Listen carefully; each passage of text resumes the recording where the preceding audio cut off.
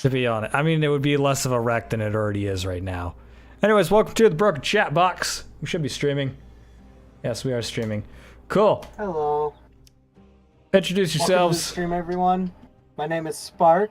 I like to do things because I am an interesting person. To do things because I is an interesting person. And then we have another interesting person who is having mic problems. Are you still able to talk yet? Talk. Okay, well, sort of. Go. Hi. Sort of, yeah. Okay, so she said hi. Introduce yourself. You're supposed to say your words. Joel or Brittany. I am confused. It says right bumper to pick up item, and it's not letting me pick it up. Okay, well, I'm confused. Anyways, welcome to the Broken Chatbox. I'm playing Dead Cells in the background. They didn't want to play anything, or more accurately, Spark didn't want to play anything. And sorry. and Brittany was here literally late, and then this is after we already moved the time. It says to hold right bumper. Okay, well now it'll let me pick it up. All right, whatever. This game's early access. I'll let it live with that.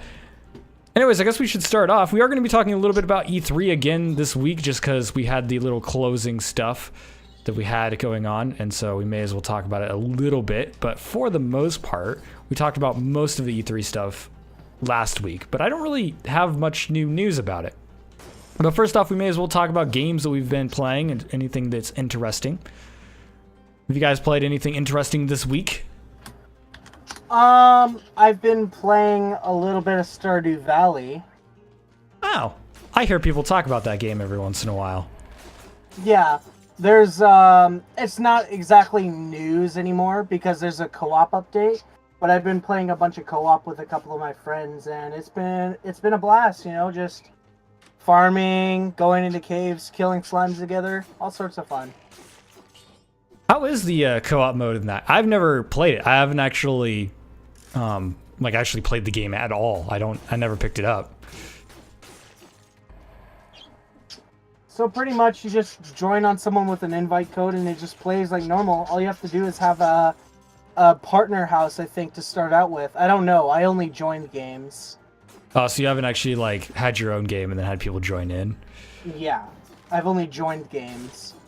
I was curious. I think that there's like a secondary house or something to keep the co-op player. But I'm not sure if that's a necessity. You might start out with it, because I know you start off with a bunch of houses and stuff like that in the game, because I have seen the intro to the game. I've just never played it personally. Yeah, you should. It's pretty fun. Well, I personally like Rune Factory for those styles of game. Like Rune Factory 4, I totally need to start playing that again. Like Rune Factory is a fantastic example of one of those games, but it has more of like a JRPG element to it. So it has like this big extended story and everything. And so I like that more so. Stardew Valley seems interesting because it seems more like that farming sim, but it seems like it's going towards the Harvest Moon style thing. Oh yeah, it is definitely going and eating Harvest Moon's heart. It absolutely is a tribute to that game. Yeah, and the problem is, Harvest Moon, for as much as I like it, it doesn't hold my interest as long. I get really, really bored of it very, very quickly because it's just like, you know, farm, date someone, and then that's your life, you know, that sort of thing. I like Rune Factory because it's got much more of an emphasis on RPG elements, so you're leveling everything up, and everything has like a sort of time value to it, as well as like this long extended story that you have going on during the game, which is just interesting to play through. So personally, I find that series much more interesting, and I've been playing Rune Factory 4 here and there every once in a while. No, not recently. So you haven't heard of Rune Factory, have you? No, I have not. This is the first time I've heard of it. Oh, so basically, it's Harvest Moon. It was literally, the first one was called, what was it? It was like Rune Factory, a Fantasy Harvest Moon. I have no idea which one I want. I want purple. And so basically what it was it was literally just Harvest Moon, but with like combat, monsters, and a small little story to it. And then after the first one, they're like, oh, hey, we can actually do a lot with this. And so they ended up adding in more and more sort of elements into it. And so the fourth one is actually really fantastic. It's on the 3DS. If nobody's ever played it, I definitely recommend it. It's basically a JRPG, but it's Harvest Moon at the same time. So you got this story mode kind of going on. It's like, oh, there's like an evil guy that's trying to overtake the world and stuff like that. It's not like, Final Fantasy levels of storytelling or anything like that. But it's, decent enough that it keeps you going. And it has a lot of interesting characters. It focuses on having less characters, but having each one be new and unique or interesting and stuff like that. So it's everything that you would expect from Harvest Moon, but with an action JRPG kind of mixed in, which is just fun in general, really. That sounds like fun. Yeah, they're pretty good. They're easy to emulate as well, so if you don't actually have a hold of them, you can always end up emulating them, although I do recommend picking up the fourth one on the 3DS, which is available on the eShop. And it's actually quite fantastic. Until Nintendo shuts down the eShop, which will probably happen eventually. They are nearly impossible to find for actually buying them, though, because, yeah, they're like really, really niche, and I never hear anybody talk about them at all. So it's just kind of like, I don't know. I feel like the only one in the world that plays them, but they're good. They're fantastic games.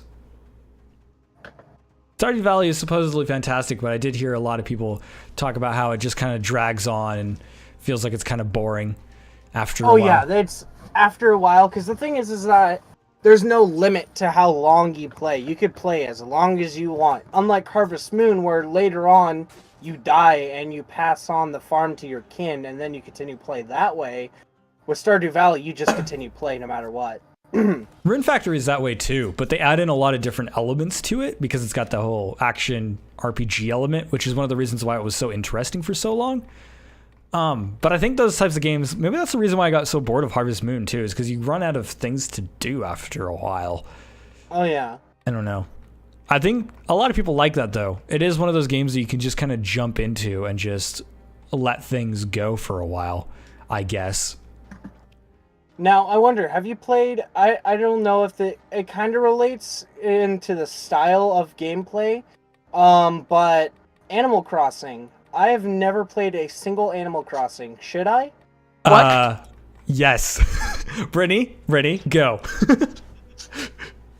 Talk about Animal Never Crossing. played Animal Crossing? Why? I haven't, found the want to. I kind of, if you could convince me, I'd probably end up playing it tonight. I'm not very persuasive. Just talk about what Animal Crossing is, because this is totally your type of game. Time explaining it. Basically, you're a person who moves into a town full of animals with requests and buy a house and stuff. I don't know. Wow, you're terrible at catching bugs. Well, what do? You roam around. There's a bunch of little animals and stuff. You talk to the animal because it's Animal Crossing. So the thing about Animal Crossing is basically Harvest Moon without any of the harvest elements. There's just a town, and then you have animals that are in it, and the animals replace all the people.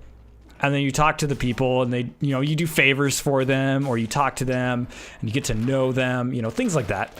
And you can just kind of, oops, I just threw out what the frick? I have no idea what I'm doing in the game, and now I'm confused because I thought I had a dodge, and apparently I don't. Anyways, back on topic. Yeah, so it's just kind of like one of those games where you have a town, you walk around.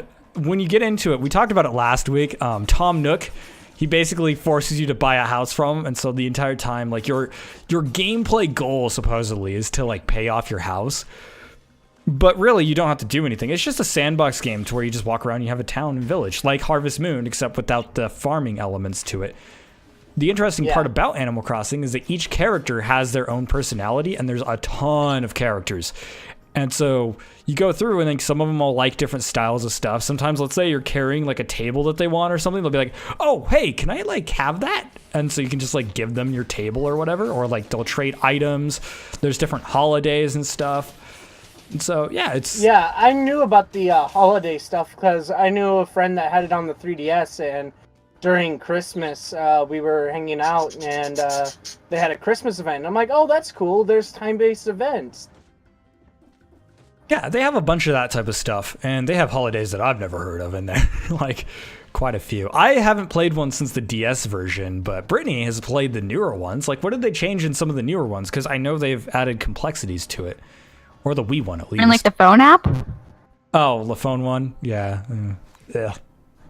I don't know, but you played the one on the Wii. You haven't played the one on the 3DS, though. The 3DS is newer, but the Wii, there's actually like a little city that you can go to around town, and there's a movie theater and stuff. Yeah. That's pretty cool. I might give it a go, see what I think about it. Honestly, I prefer Harvest Moon, personally. I played Animal Crossing as one of those things where it's like, I'm going to go to bed, but I want to play something for a little bit first. And so that's kind of what I played it as.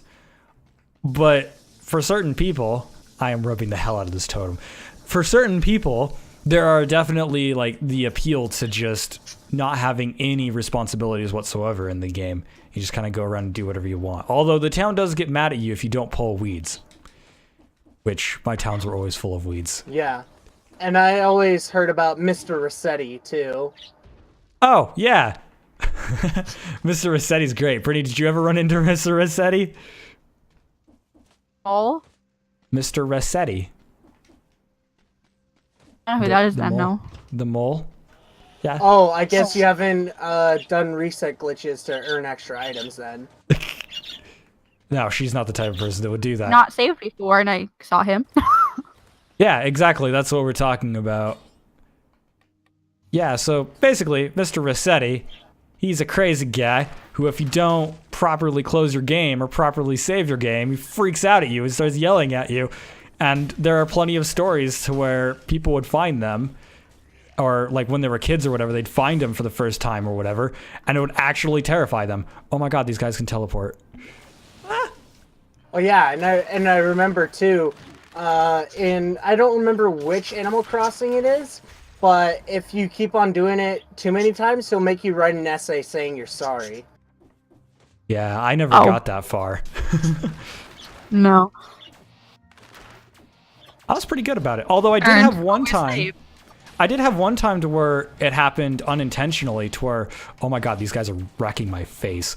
Where these guys, or this one thing, these guys, wow, I am so focused on not dying in this game because it is freaking hard as balls. There was one time to where I was trying to transfer my save data over to another town because to get upgraded, like whatchamacallit, the upgraded shop, you need a second town or whatever. And so I didn't have any friends that were willing to like play the game and trade and stuff like that because my friends were losers, quite frankly. But I was trying to get an extra thing. So I was transferring my character over to another city so that I could do some stuff over there or whatever. And for some reason it glitched out and I wasn't able to actually go and grab my character back. And so I got into Mr. Rossetti's town or whatever. And so the entire time we're talking to Mr. Rossetti and I'm like, yeah, I've seen this before.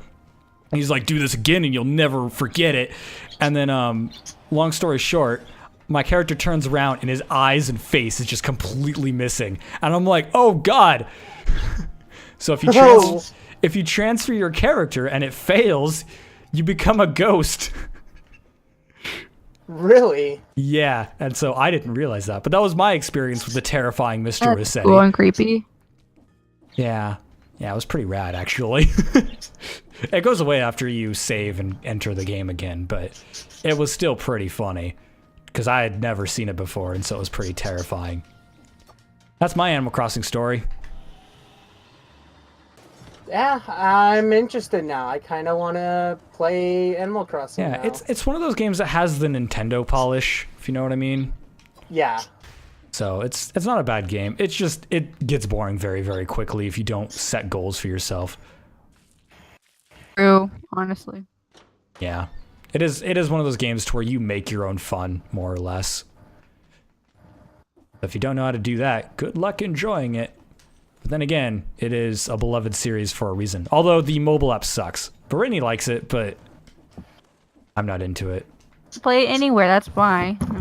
Because you can play Animal Crossing. You can do that with the DS. I know, but I can't really take the DS. Take the DS anywhere, I guess. Well, I mean, technically you could. You're a female. You can have a purse, which means you can put it in your purse. Purse. But technically, you could. Oh my god, I'm fighting a boss. All right, any other games you guys want to talk about while I get my ass kicked? I died. Oh, well, that was short-lived. I had like 2 hits.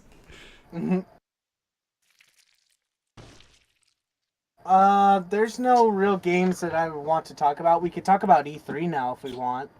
I do have a game that I do want to mention that I have been playing this week, because I'm looking into doing some retro review style stuff. I don't know if I'm going to yet. I'm using one game as a test example, and then I'm going to see whether I'm going to keep it or not. But I don't know if you guys have ever heard about this. Have you ever heard of Wonder Boy or Monster World before? Monster World? Isn't that the one where you can fight a shrimp? Or am I thinking of the wrong NES game? For one, it wasn't an NES game. It was a Sega Genesis game. Oh. So, you probably have it? I don't know, maybe it was on the NES. I know that I'm playing Monster World 4 on... Well, technically, I'm playing it on an emulator because I'm using a fan translation, because the 4th one was never released in the US. But it's called Monster World 4. And it's basically, it's one of the early day sort of Metrovania games almost, to where it's a 2D side scroller and it's sort of got linear levels, like there's a set linear level setup, but it's got some RPG elements into it. And so you get items and things like that you can level up, and you get new abilities as you're progressing through the game. And there's certain areas you can only access with these abilities or whatever. So you have like a main hub town that acts as your Metrovania style area, which is kind of cool. But it's mostly just like a 2D side-scrolling platformer that's actually pretty dang good. And it's actually really, really fun. I can't find anybody that's really heard about it. But yeah, it was super, super niche, and it's one of the best games on the Genesis. So yeah, I've been enjoying that. It's really weird though, because it's one of those games, it's... In the US, I believe it was called Wonder Boy, which is why I mentioned that. I think it was anyways, because I was talking to somebody else in the Discord yesterday or whatever, and he was like, oh yeah, this thing. And I'm like, oh, cool. I didn't know that any of them released in the US, but apparently they did, according to him. He could be wrong. I don't know. But yeah, I've been enjoying it because I've been looking at a lot of different retro games lately, and I've been looking for a lot of the niche ones, and I realized there's a lot of retro games that nobody really played or heard of. And the thing about this game is it's one of those few that hold up really, really well, because it's not like super complicated or anything along those lines, but it's got really interesting mechanics and really interesting polish to it. So for example, the dungeon that I'm on right now, which I died, so I have to completely redo it over because save systems back in the day were sucky. By the way, this is a game that had a save system on the Sega Genesis, which is crazy. But yeah, so basically there's this dungeon to where you're going through and you find a bucket, and then you use that bucket to fill it with water to set out fires, or you can use that bucket to throw it on people to wake them up. And there's like 12 different freaking animations for this, and like a bunch of different uses for it, which is really, really interesting. And you have this little monster that follows you around, as it is Monster World. And he gets a bunch of different abilities, and there's a surprising amount of polish in like all of his animations and the interactions that he can do. For example, there was a raft. I'm like, what do I do on the raft? And then I just grabbed the monster, and he's like, oh, I'm just gonna huff and puff this direction so it'll push us that way. And the animation was really, really fluid and stuff like that. Like, it feels like a modern indie game almost, in a sense. So if you're interested in classic action games, or classic action RPGs / Metrovania games, check it out. It's pretty freaking good. There's a fan translation of it as well. Apparently it's also available on the Wii eShop or whatever as well. But I think they shut that down, the eShop. Oh yeah, no, that was shut down a while ago. Yeah, so you technically can't play it on the Wii anymore. So if you want to play it, run it on a Genesis emulator or something like that with a fan translation. You can find it on the web. It's pretty good, actually. I'm enjoying it. Its story is bugbear, but not much I'm expecting from a friggin' Genesis game unless it's like Phantasy Star or something. Yeah, the game that I was thinking about was actually Monster Party. That's the one that I was thinking about. Monster Party. What is that one? That one is just a weird NES game where you fought a bunch of weird enemies that just looked weird. It was reviewed by JonTron. You probably heard of it from that. Nope, I don't follow JonTron. Oh, you don't? Nope. I'm looking it up.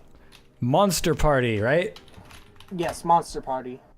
Oh! I've seen that. Yeah, the name did not come out to me. No, that was an NES game. Like, that was before the Genesis. I believe, right? Yeah, because Genesis was competing with the Super Nintendo. I also found a bunch of party favors that people made. That is not what I was looking for at all. Yeah, I remember that. I don't remember playing it much, because I don't think I owned it. But I did play it. So yeah. Yeah. That's the thing. That's pretty much all I got. Brittany, you have any interesting games you played this week, or have you just been playing the same stuff? Just the same stuff. Basically Sims. You still roll with your vampires. Sims modded now. That's a real treat. Sims modded. Depends how you're modding it.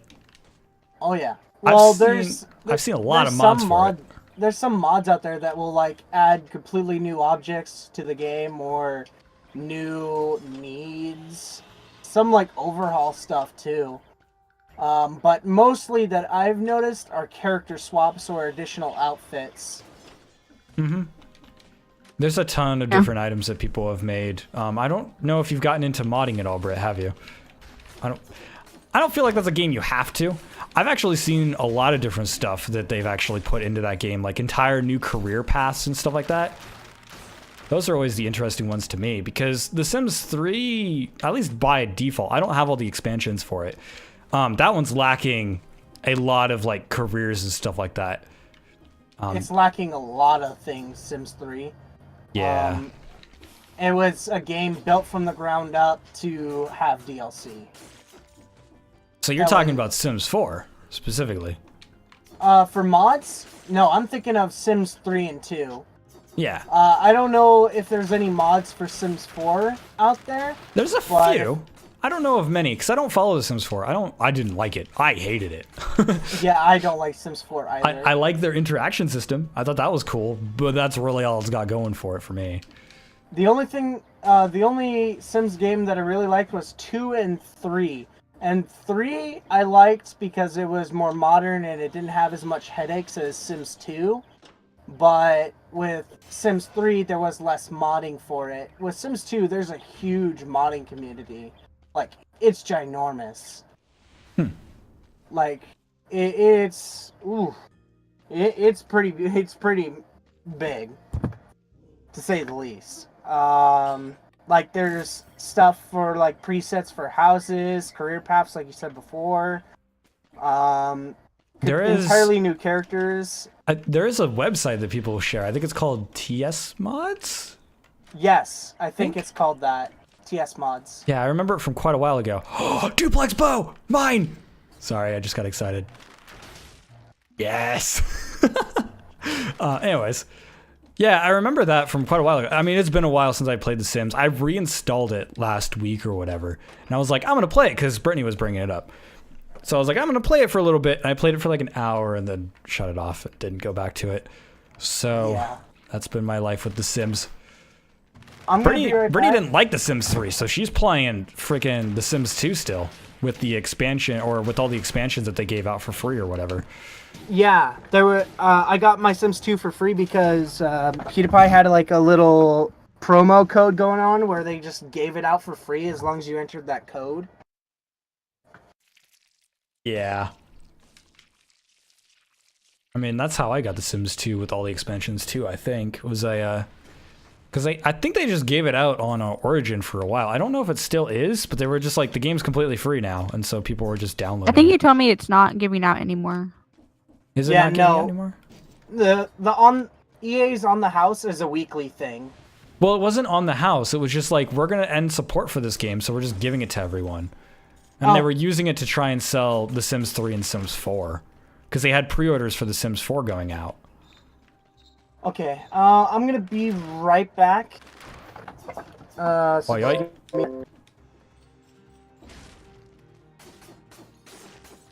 Well, he had our E3 discussion. So, Brittany, how's your Sims adventure going? How's your house?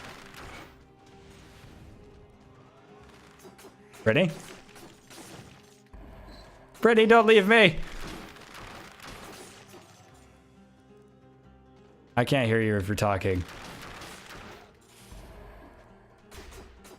Alright, I guess I'm alone now. Anyways, I guess I can try to talk about E3 a little bit. E3 has been going on, or rather was going on, and it's pretty much ended now, so a lot of people have actually seen. Last week we actually talked about a lot of the news that was going on. And this week there was a lot of the gameplay floor going on, so a lot of people that were able to actually go to the show have been going around on the game floor and like looking at a bunch of different games. So we actually have some information on some newer games that are coming out, such as Rage 2 is supposedly pretty dang good. The Elder Scrolls Blades, there's not really much I'm excited for, so this is a terrible topic for me, personally. I kind of wish all my guests didn't disappear. I assume Brittany's microphone broke again. Yeah, her microphone broke or something. If you could still hear me, text me and say that you can still hear me, because otherwise I don't know what's going on. I'm back and I can still hear you. Well, I'm talking about Brittany. Apparently her microphone thing is screwed up again. I don't know what's up. I think she keeps breaking it somehow. Oh, she can still hear me. Just leave the chat and come back and see if it works then. I need to fix her laptop.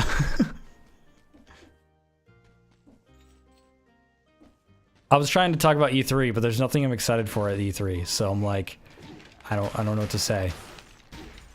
I mean, past what we covered last time. Yay, it's working now. Past what we covered last time, there's nothing really I want to add to it, because the only thing I'm really excited for, and I don't even own a Nintendo console, is Smash Bros. Ultimate. And even then, I don't know too much about it.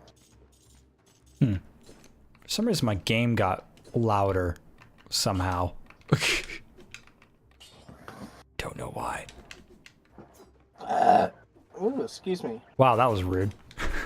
Well, I was going to talk about the Elder Scrolls Blades a little bit, and Rage 2, there's new gameplay stuff of that, because the show floor has been open now, and so there's been people actually able to go and like play some games and stuff like that. I wasn't at E3, because screw paying money for that shit.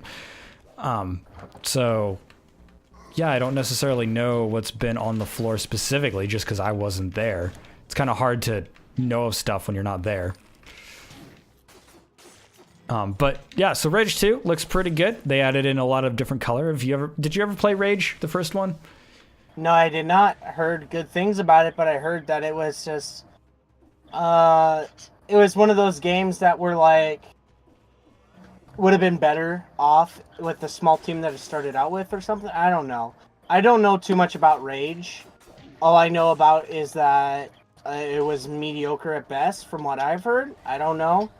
Well, I heard the gameplay mechanics and stuff like that were good, and it had an interesting world. I just heard that it was kind of bland in a lot of senses. Yeah. Like, it was all brown. And they've admitted that when they were talking about Rage 2. They're like, yeah, the first one was all just brown and nothing really too interesting.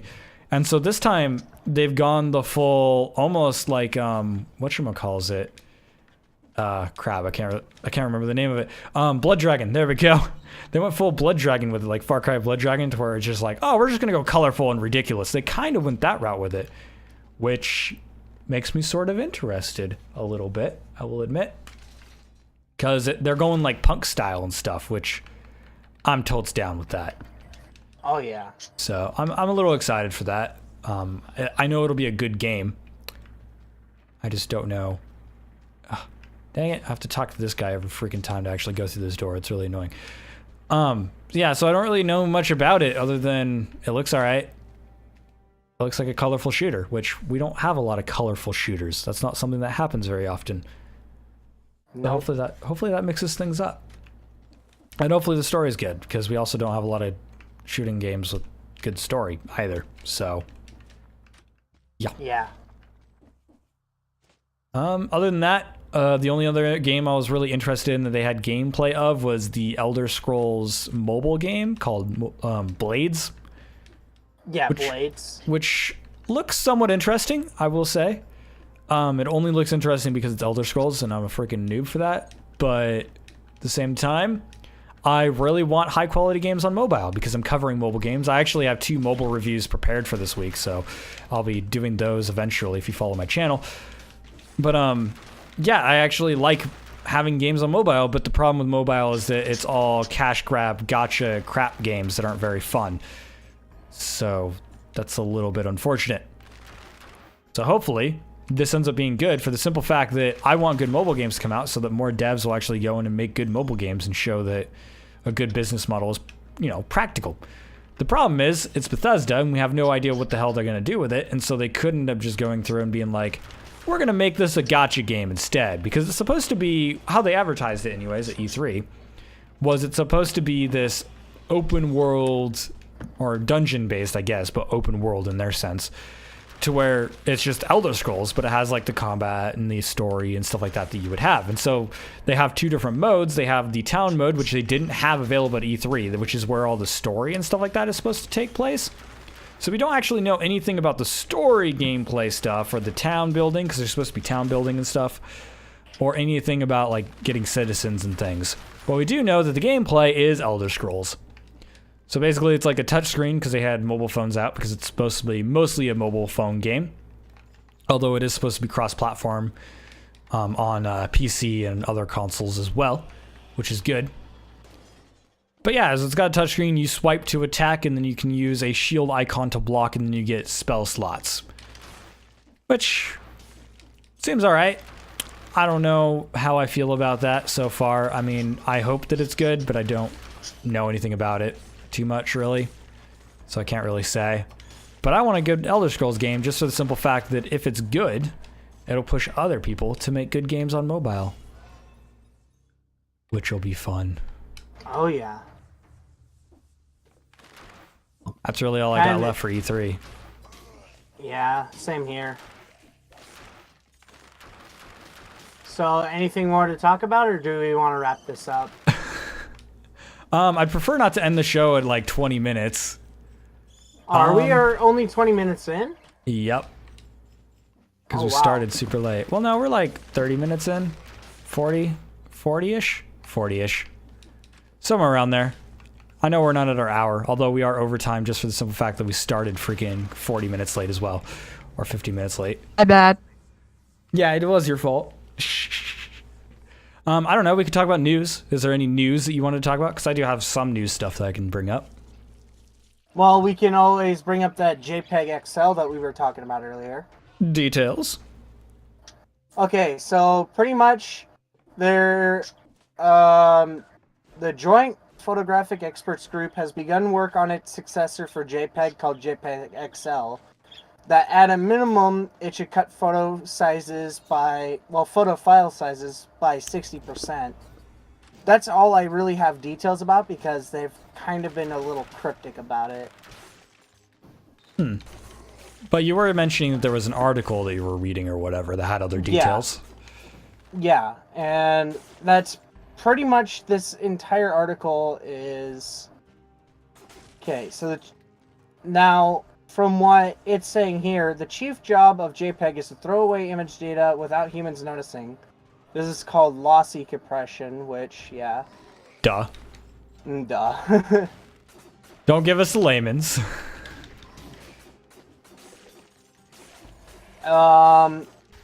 So, okay. So, never mind. I didn't read too far into the article. So, among the several features that it will include is transparency, high dynamic range, animations, and tools to adapt an image on demand for network capacity. So it's going to have, like, I don't know, it's maybe easier ways to render out smaller versions of it. I don't know what they mean by that. Mean by what? Tools to adapt an image on demand for varying network capacity. Yeah, I assume that's multiple compressions or something along those lines. What they could do is they could probably do what GIF currently does in some networks, to where it has a variable that you can connect to it, and that would show whatever version it needed to, like it loads it from like SQL or something. So instead of having multiple images, you would just have one image file, and then it would load whatever it needed. I assume. Yeah.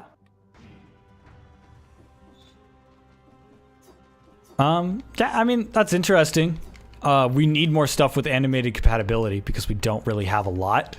So I think that's interesting. We were talking about it a little bit before the show, and so there is other stuff that I can bring in, but that's actually an interesting point of that it could have animations, because GIFs, for as awesome as they are, aren't all that great, and WebMs isn't supported by everything, because essentially what that is just a small video clip, and not everything supports video.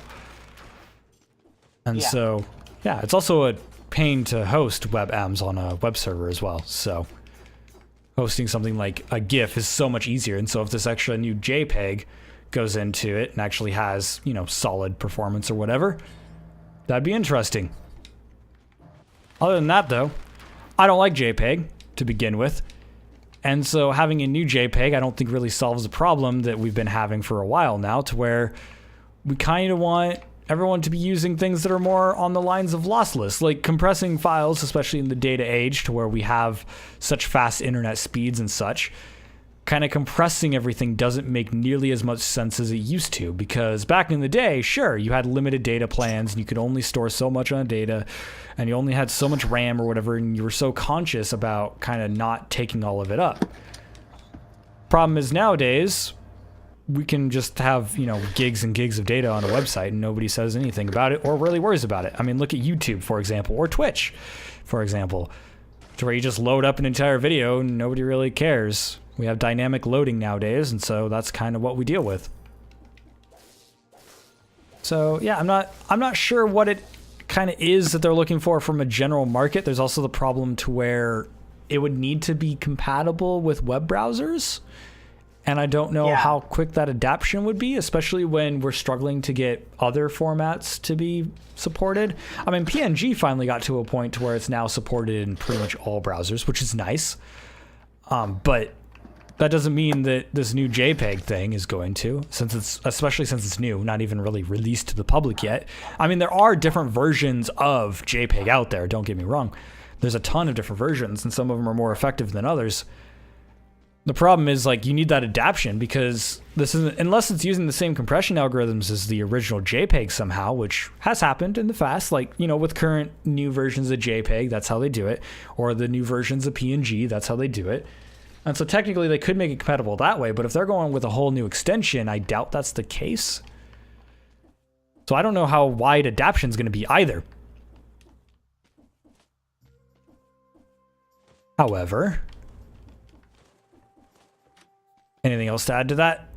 No, not really. I'm now looking at their website for the different formats of JPEG that there were. Now you got me tuned into that, because I didn't know that there were different versions of JPEG, but apparently there was including XL, 1, 2, 3, 4, 5, 6 different versions.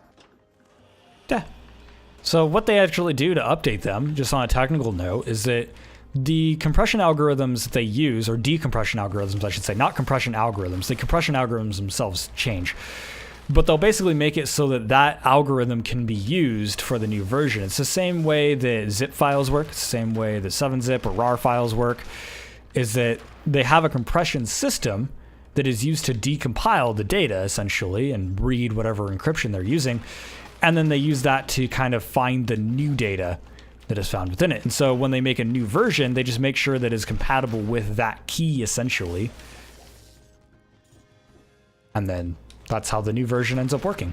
But yeah, they've had multiple versions of them. I mean, obviously, as time goes on, they wouldn't just have one. They don't need a new extension every single time.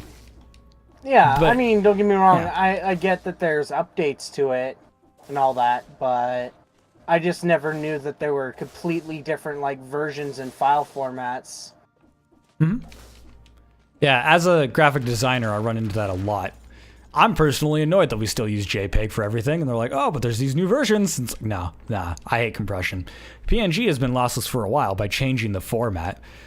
However, this is going to be useful in certain other cases to where compression maybe isn't being that big of a concern. Things like processing data, for example, or image recognition, or sending files through an AI network. That's where I could see it. Or face recognition, or anything along those lines. Because when you take these pictures or whatever, you could actually have the lossless or whatever, the input version, as you could call it, into your phone, and that's what would save. But let's say you needed to load that into RAM, for example. Now, these images, especially on modern phones, can be like 8 to 10 megabytes, which is quite a lot. Maybe not for like PCs and stuff like that. We have tons of RAM and everything like that, so that's not that big of a deal. But when it goes into phones and things like that, especially when you're going into AI structures, maybe you have to have like 50 of these different images, and you're actually making multiples of these images depending on how your network's working with them. You could actually use this style of compression, especially if it's good, that could end up using it so that maybe you can end up compressing files a little bit more so that these computations take less time and take up less data, which would be extremely useful on stuff like a phone or maybe a small handheld device. So for example, let's say a doctor or whatever needs a sonar system or whatever, you could use this compression algorithm to maybe make it so that sonar systems work a bit better and more efficiently, which would be useful. For obvious reasons. Yeah. Because it would use less data, it would be quicker to process, and you'd be able to store more images or whatever, even on a small device. Let's say a Raspberry Pi, for example. Have one of those, put it into a handheld device. Yes, that's an expensive handheld device, and you wouldn't use a Raspberry Pi. But for example, you have that with 3 gigs of data or whatever, or a 3 gig card for its RAM, and then you can just store a bunch of these compressed images on it. Because currently, one of the problems with stuff like AI is the fact that it takes up so much memory. And so if you can end up combining this with, graphics card compressions and things like that, it could be really, really helpful. Outside of that, though, I don't really see a point. I mean, it's good that they're working on it, I guess. And if it actually works to how people want it, people will definitely use it within the corporate world. I just don't see a practical reason for it. Because, again, we have PNG, which is pretty dang good for what it is. And it's lossless. I would much rather share a lossless image than a lossy one. Speaking about images, though, I am more interested in the move towards vector graphics within web design and stuff like that. And so I think that's going to take the place of JPEG eventually for pretty much everything, because we used to use JPEGs for pretty much everything on the web. We used to use it for navigation bars, icons, whatever. But I think vectors are going to actually take place of that eventually. Oh, yeah. That'll just take a while, though, because everyone has to convert all their stuff to SVG. I've been using SVG for years. My entire website's built on SVGs. I don't have a single image on my website that's not from another host. In other words, YouTube and things like that. Yeah, that's interesting nonetheless. Yeah. I have some news about Steam. We talked about how Steam has actually made a new policy to where they're allowing pretty much any game on Steam that they want. They've actually been following through on removing games that they've said are either illegal or trolling. And so they've been defining over the last 2 weeks what trolling is. And they've actually been removing a lot of toxic content from Steam, which is actually quite surprising. A lot of asset flips have been seeing their games disappear. Review manipulation has been being kind of cracked down on a little bit more, which is really interesting. And so they're actually removing quite a bit of trash from Steam. Then again, they haven't done anything to make it harder to put trash onto Steam. But it's interesting nonetheless, because 2 weeks ago or whatever, we had this big drama within the whole game journalism space where every games journalist, and I use that in the loosest term possible, because let's face it, none of them are actual journalists. They're just guys with a blog.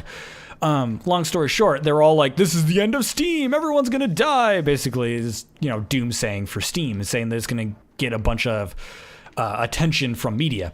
No, media decided to ignore the whole thing because they don't give a shit about video games. They just care about making money through clicks, and that's why they target video games in the first place. So instead, the media decided to target Fortnite over the last week.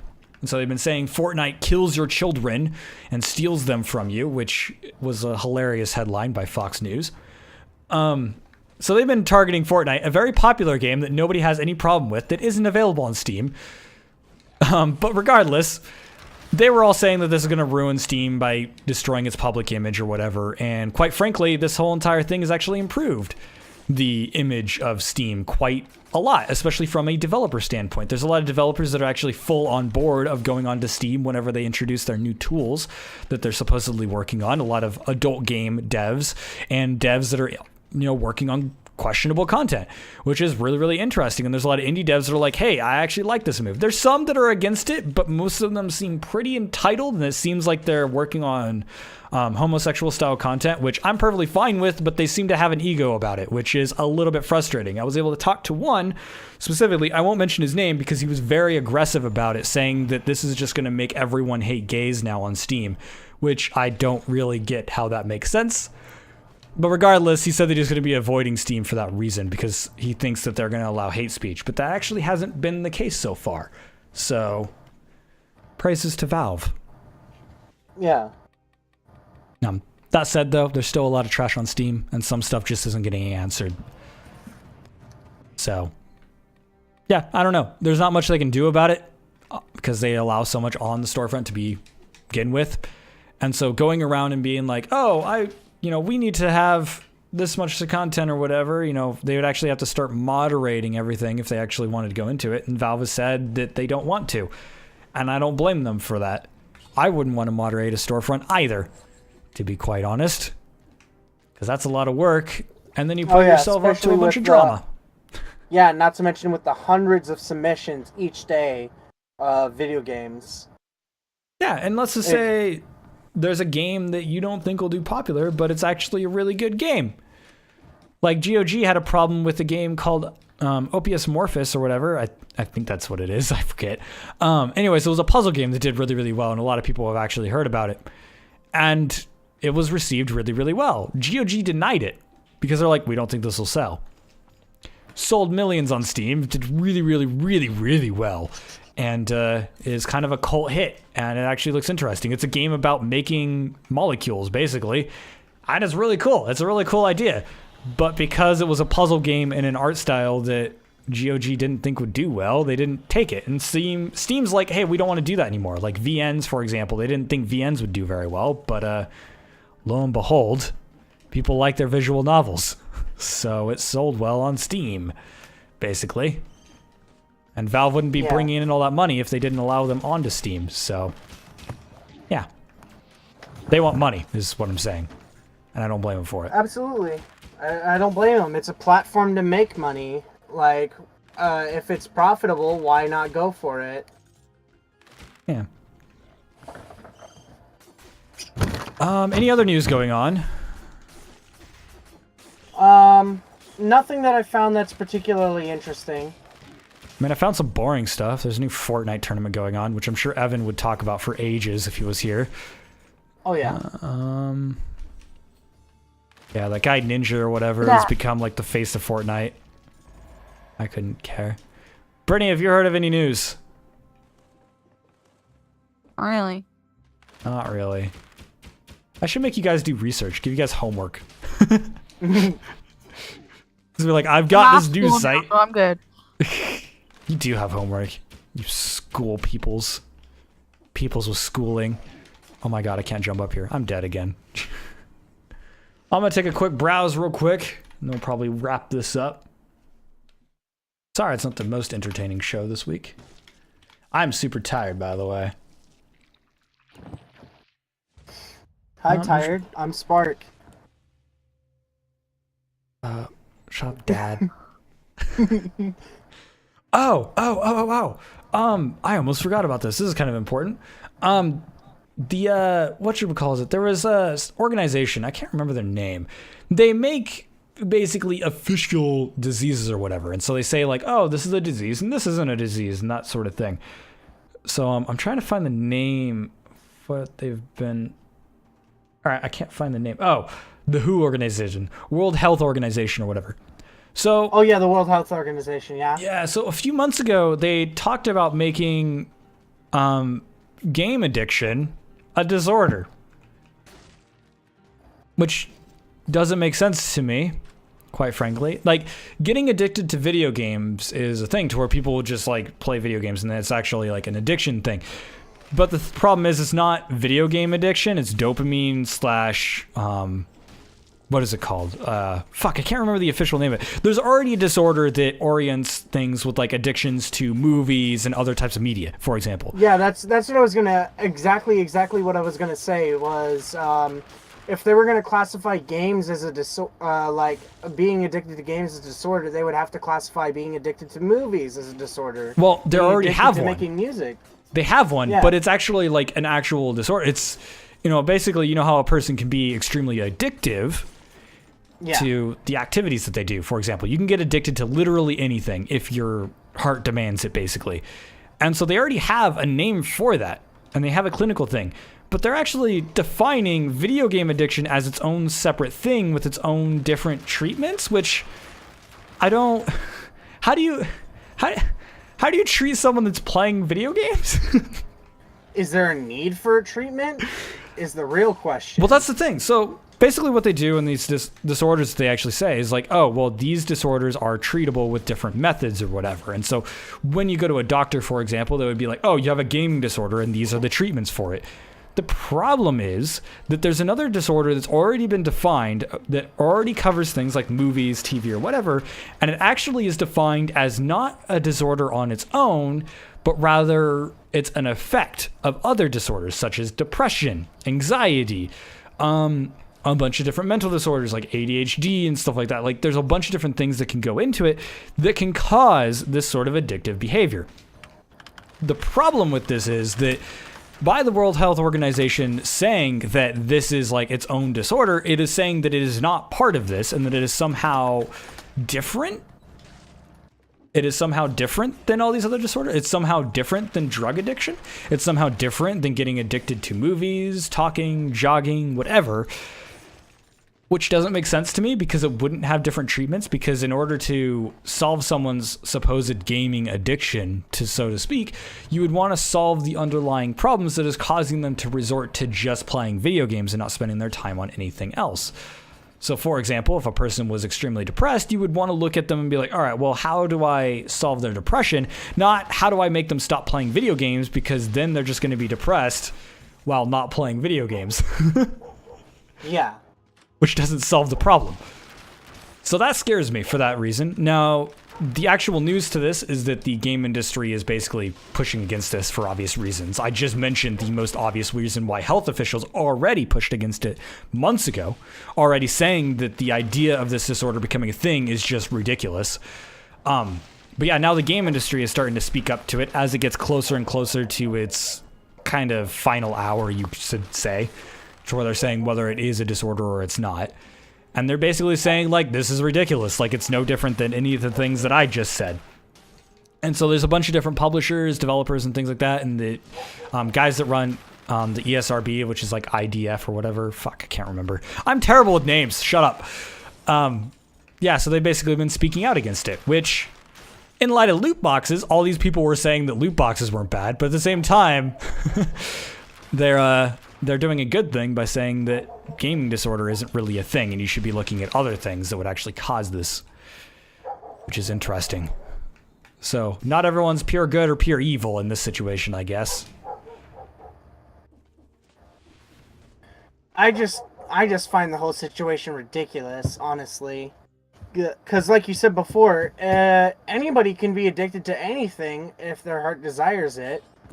Like, let's say, okay, now comparing like coffee to an addiction, because the thing is that's actually an addictive substance too. Mm-hmm. So coffee might not be a good comparison for this, but like with TV and all that, if you really like to watch TV, why would you want someone to say that that's a disorder for you? Honestly. You just enjoy TV. You're minding your own business. Why does that have to be a disorder? Maybe you like clapping, right? Yeah. So you like to clap. But then somebody's like, you clap too much. Therefore, you have a clapping addiction. But you like to clap. Like, that's just, you enjoy it. Or you like to talk. It's like, oh, well, people say I talk too much. Is that a disorder? Hey, some health officials like to believe so. Some do. I might have ADHD. I don't freaking know. Nor do I care. It doesn't affect my daily life.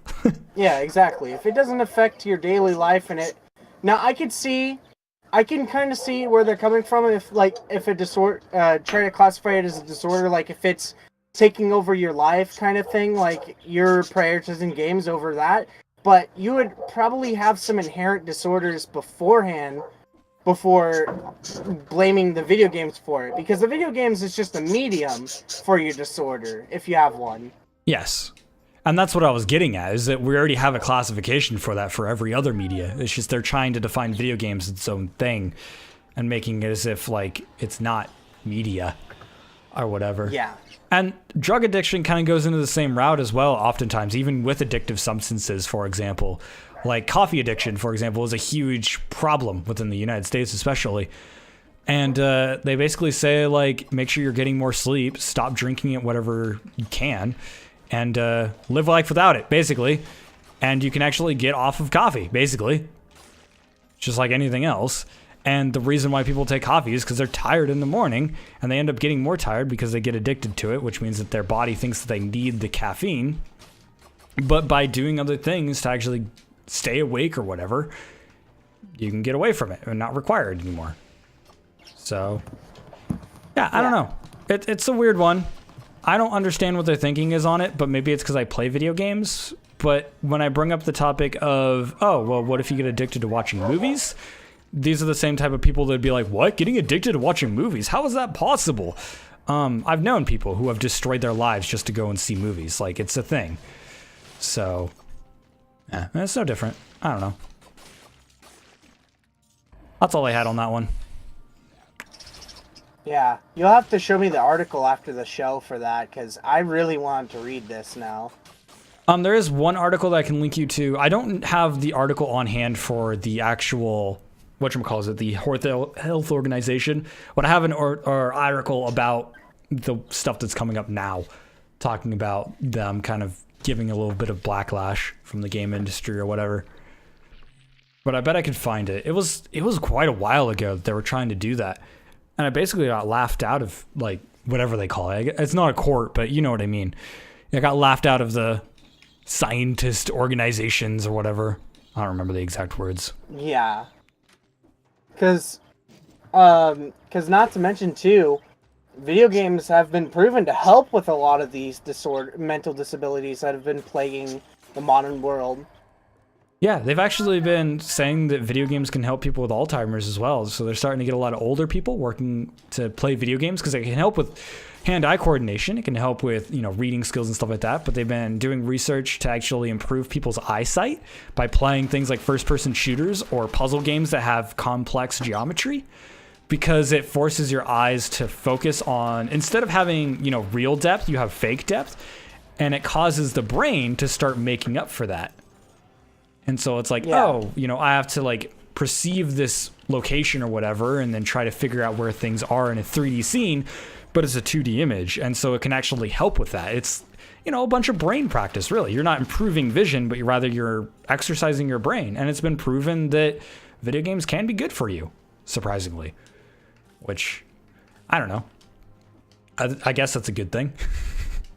I don't really care one way or the other. I still play them because I enjoy them. But yeah, so actually speaking to that specifically, I've been playing a lot of rhythm games lately, and one of the reasons why I started playing more rhythm games is because I wanted to improve my hand-eye coordination for certain activities I was doing. And so I'm like, rhythm games are a good idea for that. And so that's when I originally picked up one of the first mobile rhythm games that I was playing that I liked a lot, which was Hachi Hachi. And it actually improved that a lot. It was a good practice. So whenever I'm home, I play a little bit of one, or before work, I'll end up playing a little bit of one. And it helps out a lot. Like, it helps me focus a little bit, because when I play games in the morning, it helps me to focus on something, and it kind of gets me out of that groggy mood. And then I can also, it kind of acts as my coffee, so to speak. Yeah.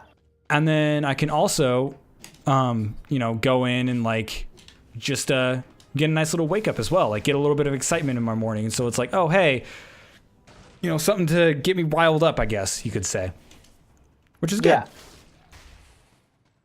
Yeah, in general, video games can be a good thing. It's just people don't play them, like old people most of the time don't really play them, and so we get these guys in the health organization that don't know what the hell they're talking about, which they don't even have reasoning. That's the most annoying part, is like they're like, well, people get addicted to video games and they don't eat and stuff, and it's like, all right, cool.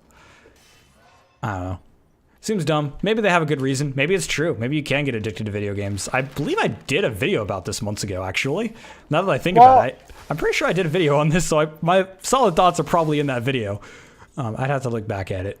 Well, the thing is that, you know, with video games, I can almost guarantee that you can get addicted to it, but it's not like it's addictive in a way that your body becomes dependent on it and you're dead without it. You might suffer for a little bit because you don't get to play games as often, but you're not going to die over it. Well, I don't even think that's the case, to be honest. But that's going to be, like I said, with the thing with like addiction to movies and TV and stuff. It would be the same thing as that, to where people just really, really want it. That's really it. But nobody in any of those situations, or I've never seen anything to where people go to extreme extents to play video game. Like, they won't go and like rob a bank so that they can play a video game, if that makes sense. Yeah. If they're robbing a bank, there's something else wrong. But people have robbed banks because they're addicted to drugs. I don't know. Maybe I just don't see it because I'm not addicted to video games. Or maybe I'm addicted to video games and I'm just in denial. One of the two. Yeah. Yeah. Anything else to add? You think that's a good segment to end it off on? Yeah, I'd say so.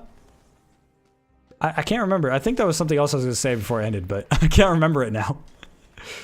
So I guess we'll go ahead and do our closing comments. Do you two have anything to shill? Nope, nothing to shill. Brittany? No. No, sorry. No, you still don't talk a lot. You should talk more. Quick, this is your segment. Tell us a story about pineapples. Pineapples are great because you can put them on anything, especially pizza. Right, Brittany? I was hoping I was going to get a negative I thought I was going to get a negative reaction out of that. No, she likes pineapple on pizza, I believe, right? Not really, though, but I can eat it. Not really, though? I just got shut down. Well, it's not that good. Oh, you suck. I'm joking. Anyways, thank you guys so much for joining us. I'm just coughing at the end. I've been working all day, and so I'm like really, really tired. My throat's going out.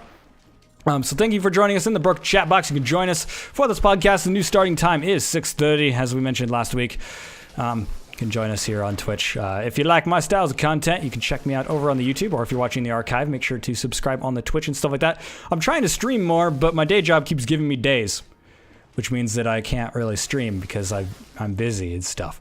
And so, yeah, if you're wondering about videos, I have a bunch of reviews that I'm working on at the moment, and so some of those won't be out. I haven't decided yet, but I am working on some mobile game reviews. I have been playing the mobile games that I talked about last week as well for, like, nonstop.